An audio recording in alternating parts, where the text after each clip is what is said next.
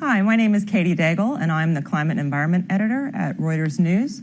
I'm here today with Columbia University economist Jeffrey Sachs for a conversation about climate action. He is a pioneer of sustainable development agenda, and he has advised several governments as well as successive UN Secretaries General. Jeff, thanks so much for joining me today. Great to be with you. Thank you. It's a busy week this week at Climate Week. I wanted to first ask your readout of the whole week, impressions. I've been mainly on the war and peace end of things over on the Turtle Bay on the east side, listening to heads of state and meeting with the governments about all the global crises. But underneath all of that urgent matter of trying to find some peace, we have the ongoing climate crisis, and it's clearly on the minds of almost every president, maybe with the exception of mine, who says it wasn't real. He raised some eyebrows yesterday, but basically I know from discussions all over the world that there is intense activity in making the energy transformation. There is intense interest in climate resilience. There are a lot of places both taking action and seeking innovative ways to solve the climate problems that their country faces. So whatever Mr. Trump happened to say yesterday, the world is moving forward quickly.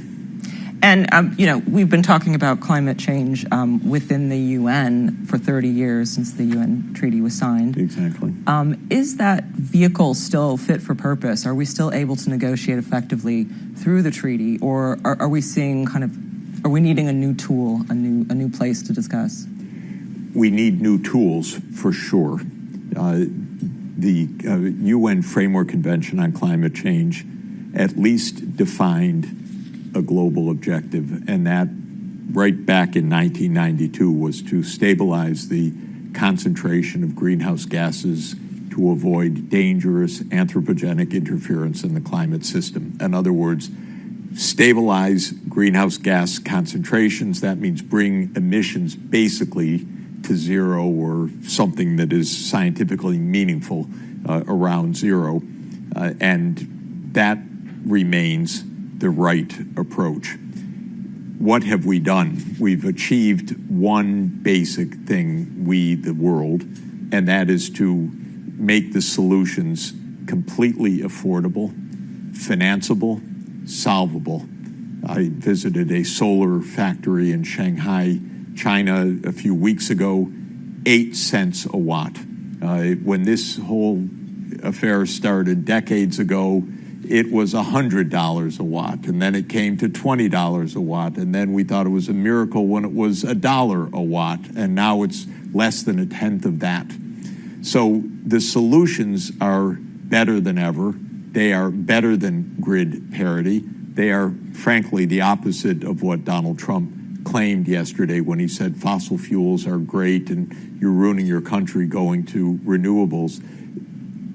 It's false even on just the most basic cost calculus, even using market prices, much less augmenting the market prices with the social cost of carbon emissions, which is a good and correct thing to do. So there's a lot of movement there. What is lacking almost everywhere are scaled, decisive plans of action. What's lacking is finance for lower income and low income countries because they're not creditworthy by traditional rating agency standards.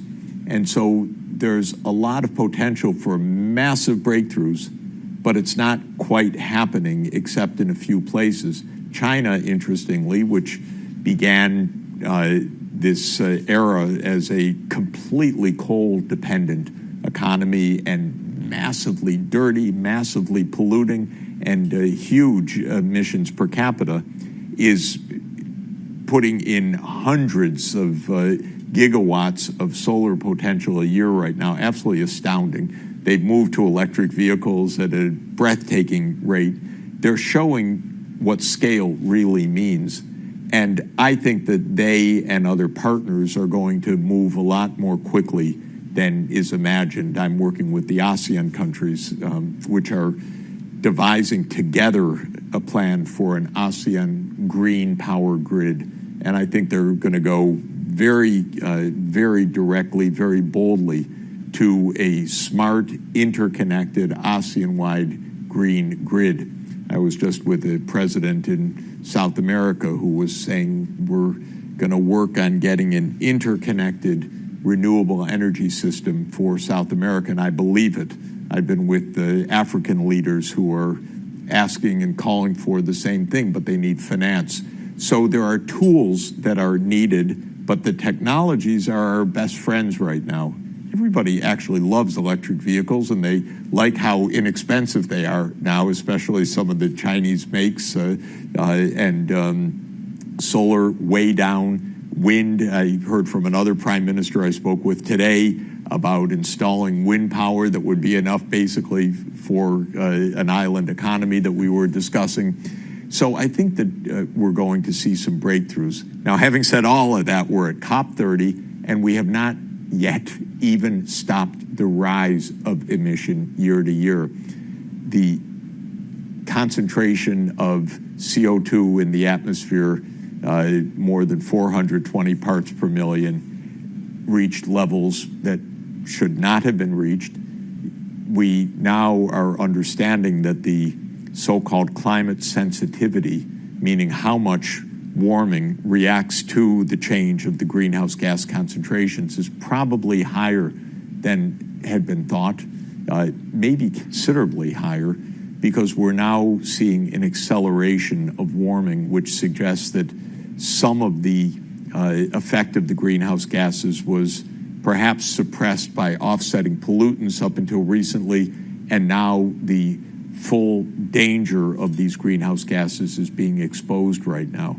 All in all, it's not a great picture. We lost a lot of time, but there are real reasons, not just rhetorical reasons, but real reasons for hope in that the improvements of what can be done and the mechanisms for making those improvements and the realization that such transformations of energy need to be done at a cross-national, regional scale, whether it's ASEAN or the African Union or South America. All of this, to my mind, is very good news that we're getting closer and closer to a breakthrough. I have not heard from one president, at least directly. I speak to many heads of state. I haven't heard from one this year that the U.S. abandonment of this issue under Trump is changing their view at all, either about the science or about the determination to move forward. That's interesting. And of course, you brought up the sticky subject of climate finance, which you've been central in discussing. And this idea of countries clubbing together, creating Yes. regional systems. Is that part of the answer to tackling the finance conundrum? It's very interesting. It is part of the answer. It's part of the answer for a couple of reasons. One, most countries cannot really have a green energy system just on their own, except at very high cost. So the United States really needs Canadian hydropower, for example. I know in New York City, we need the Northern Quebec hydropower to make the transformation in New York City at an affordable rate, and that's going to happen. We need Mexico's sunshine to help bring clean electrons, green electrons into the American Southwest. And you look at smaller countries, they absolutely need to get together just to have a grid that doesn't depend on enormous storage, which is very costly, but rather makes the play that maybe it's not sunny here, but it's sunny where you are. Maybe it's not windy here, but it's sunny where you are, or it's windy there and not sunny here, and so we can share these intermittent energy sources. So interconnection just lowers the outright costs of what needs to be done. But there's a second reason as well, which is that poor countries and small economies are systematically punished in the credit ratings. It's a little weird. I have some debates with the rating agencies, but basically, even if you just look at their scorecard methodology, If you're small, you get a lower score than if you're large. I don't think that's good intrinsic economics necessarily. There's a smidgen of logic to it. But in any event, it's solvable. Get together with your neighbors, then you're big. And there are examples that I like very much. And today I had meetings with the CAF, which is the Bank for Latin America, or it used to be called the Andean Development Fund. But now it's a Latin America-wide multilateral bank. They are well-rated investment-grade credit ratings, but their owners throughout Latin America, most of them or many of them are sub-investment grade. So the bank has a rating far above the owner's ratings. And it's not the case that they're playing off of guarantees from the United States or Europe. What Moody's says, for example, says, yes, you're highly credit rated. And I ask them, yeah, but their owners are not. Yes, but they say, yes, but the bank is well run. It's well capitalized. You look at it objectively, it's an A3 or even better institution. And the fact that you have B or lower ratings among some of the owners doesn't matter. The bank is well capitalized. It's well run. It's got diversification of risk and so forth. And that says to me, they're doing something by pooling together in a regional bank that they could not really do on their own. And I think that in general, raising finance regionally, if you can show we have a regional project, maybe regional offtake, a regional integrated power grid and market, and even a bank, a multilateral development bank that is capitalized by the countries of the region. All of this can bring down the cost of capital, and that is absolutely key for making these projects work.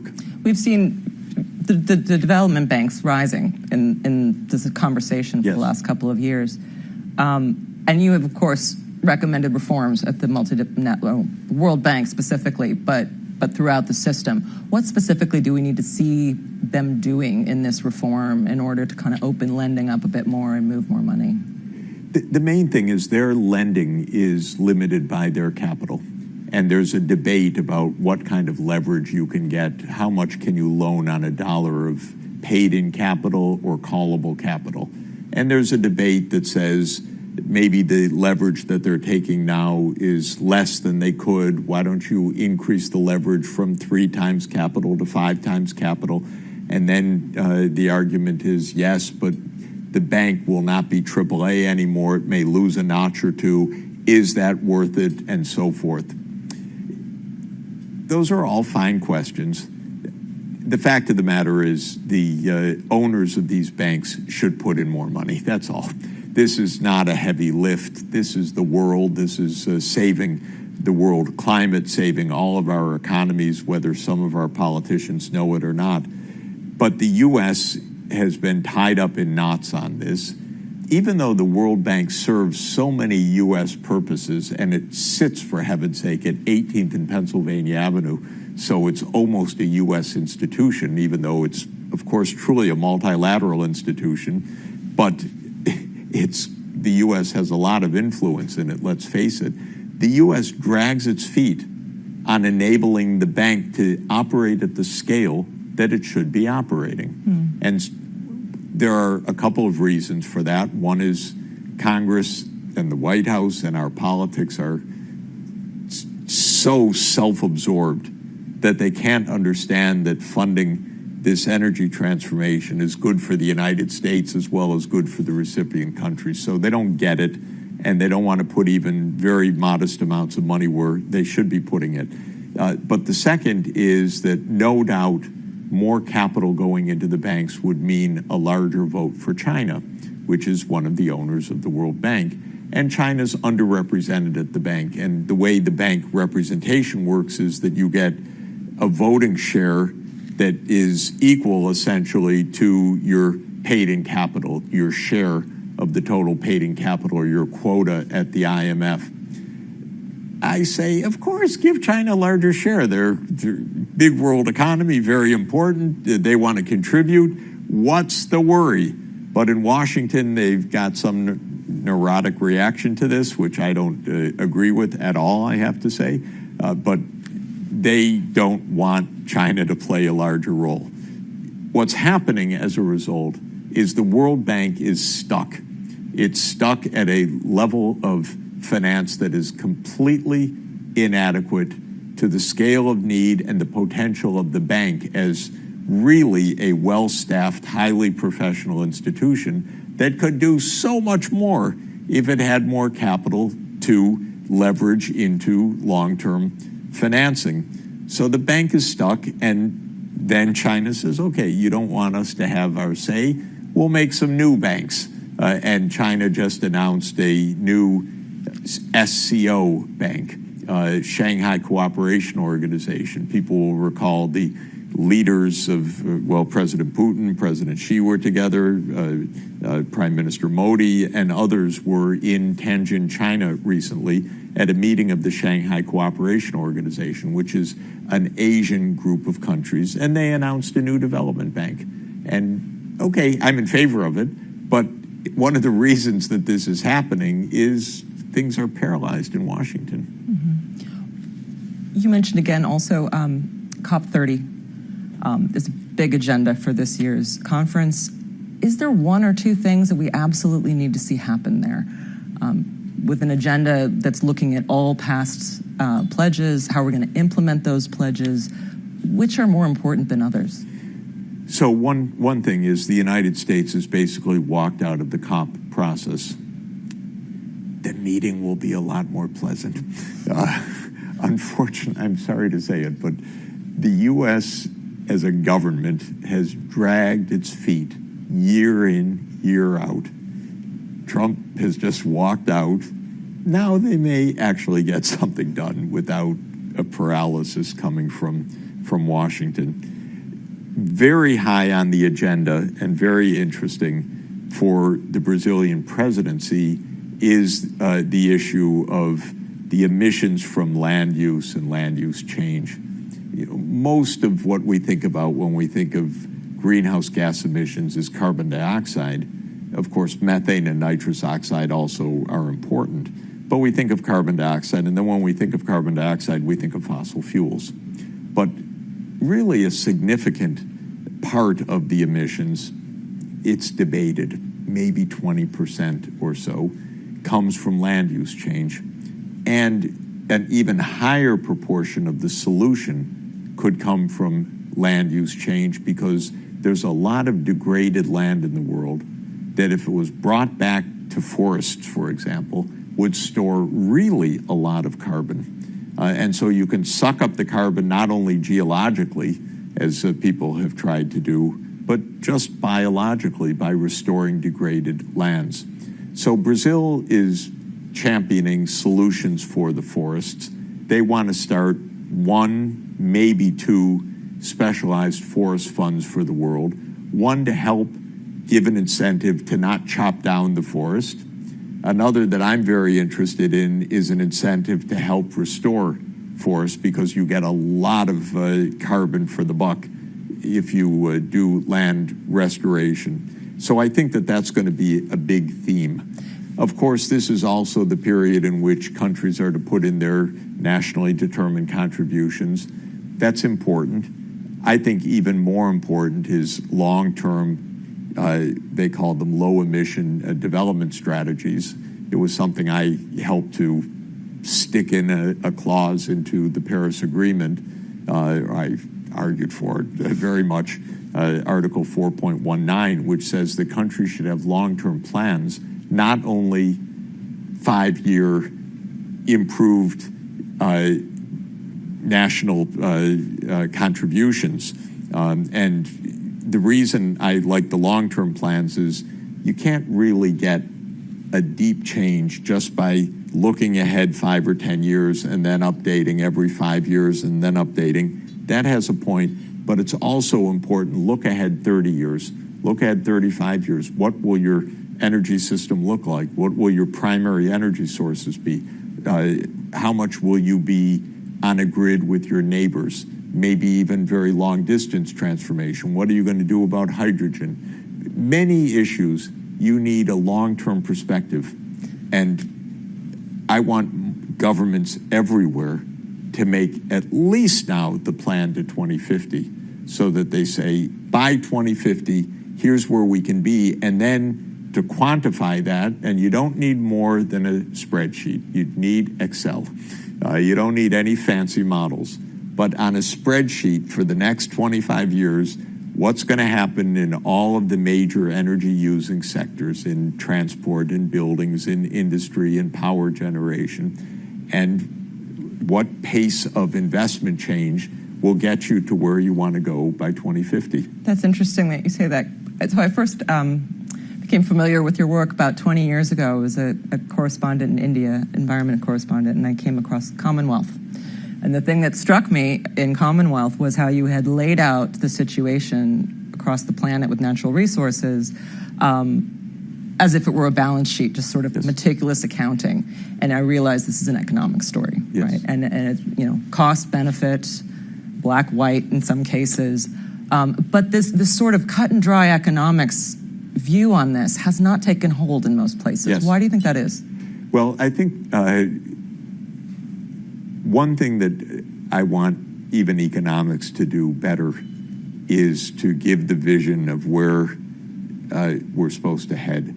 When I was a student, I won't even tell you how many decades ago, and the first Nobel Prize in economic science was given in 1969, I think it is.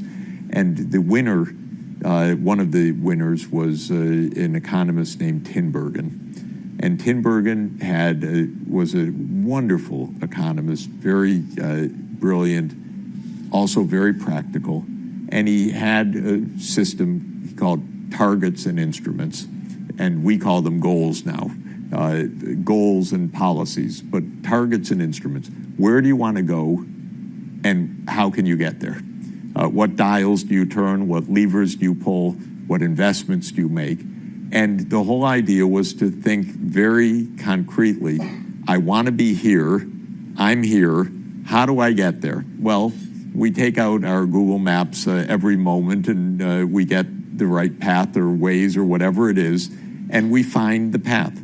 We should be doing the same thing with the energy system. And cut and dried economics hasn't exactly done that properly. The problem with cut and dried economics of some of my colleagues, who I like, and they have a point, they say, put a price on carbon, let the market solve it. The truth is, this problem is not solvable that way alone. It's true, the market signals are wrong, so a price on carbon is a good thing. But what about land use? What about public choices, nuclear, not nuclear? How about running the grid as a system? How about the international diplomacy? Do you want a regional market or a national market? Those are not things the market can solve. An entrepreneur that has an idea, I want to bring hydropower from Canada to the US, suddenly realizes this is a complicated political problem. I need two national governments agreeing. I need the state of Maine, the state of Vermont, the state of Massachusetts, New York State. I worked on that problem a bit. And you cannot do that. Well, I worked with Hydro-Quebec, for example. A company cannot do this on its own. This is politics. This is policy. And so we need to understand really the path that we're going to take to get where we want to go. And economics points out why you want to do that, maybe some tools that you want to use like carbon pricing, but it doesn't give you the whole path. And we need something that's more holistic. So I've always liked having the climatologists, the engineers, the economists, and the policy types and the politicians together to design the package. I wanted to kind of back way up to the 70s and ask about poverty, which was, of course, what kicked it all off before the climate discussion. We don't talk about poverty so much in the forefront anymore. Have we lost sight of the goals tied to eradicating poverty? Well, Sustainable Development Goal number 1 is to end poverty. We have 17 Sustainable Development Goals. when they were set in 2015, a large part of the UN membership said, number one, end poverty. Because they have poverty in their country. They know that that's the most urgent. When the Millennium Development Goals, which was the preceding set of goals, was promulgated in the year 2000, MDG number one was actually technically cut poverty by half the rate of extreme poverty by the year 2015. So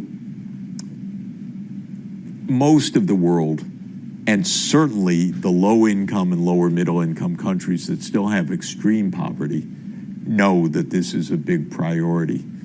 Unfortunately, some of the voices we hear, I don't think Mr. Trump mentioned it yesterday at the United Nations, the U.S.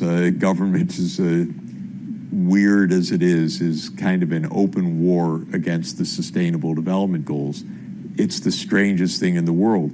The goals are easy to ignore if you want to ignore them. I don't recommend it, but they're easy to ignore. But to go to war against sustainable development, not, in my mind, a great idea. But that's actually where the U.S. is. In terms of the actual situation on poverty, depending on what number you use, you might say 1 billion out of the 8 billion people are still in a pretty extreme situation. It's arguable, it could be more. I don't want to argue with anyone that says it's more, because by some metrics it is. Some say it's actually a little bit less, according to income poverty. But the fact of the matter is, maybe as low as 6 or 7% of the world population and as high as 20% of the world population, depending on what kind of metric one is using. It's too much, too much. And then there's relative poverty.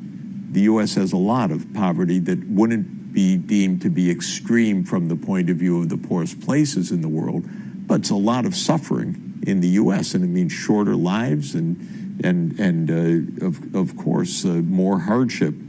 And so this issue deserves a lot more attention, but so many issues do, by the way. War and terrible waste of time on a lot of things take our attention away from what we really should be solving.